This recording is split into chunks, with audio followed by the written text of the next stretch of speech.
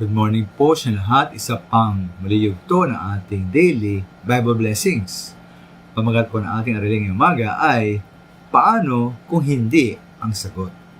Paano kung hindi ang sagot?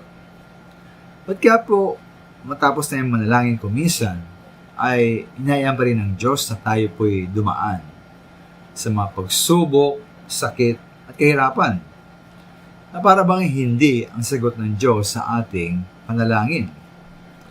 Ito po naranasan po nila Pablo, kaya po sinilat po sa 2 Korinto 1:8-9, sabi niya roon, mga kapatid, nais naming malaman ninyo ang mga kapigatiang dinanas namin sa Asya. Napakabigat na aming dinanas. Ano pa't akala namin ay mamamatay na kami.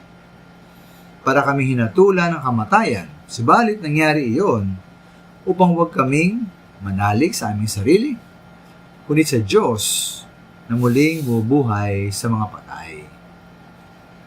Kaya pinayaan po ng Diyos sila Pablo na dumanas ng matinding kapigatian upang huwag silang manalig at sumandal sa kanilang sarili. Sa halip dapat silang magtiwala sa Diyos lamang. Ngayon ba't kung sakali naman na manalangin tayo, na tayo po iligtas tayo at alisin tayo sa isang sitwasyong napakahirap.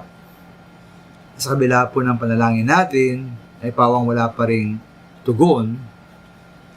Ito naman po ang kupong sabi po ni Pablo sa 2 Korinto 12:8-9.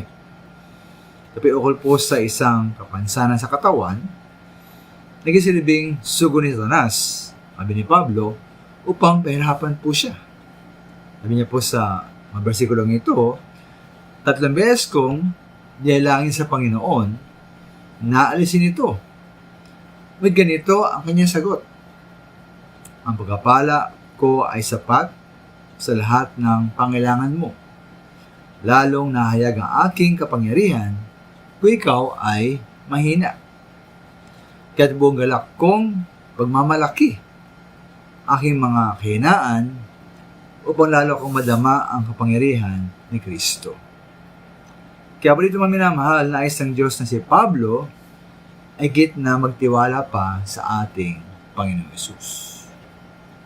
Kaya po kahit po ang sagot po ay hindi sa ating panalangin at hindi ako maminaman na meron pong layon ang Panginoon at ito po ay merong kabuluhan.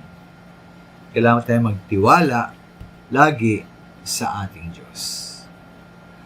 Maraming salamat po.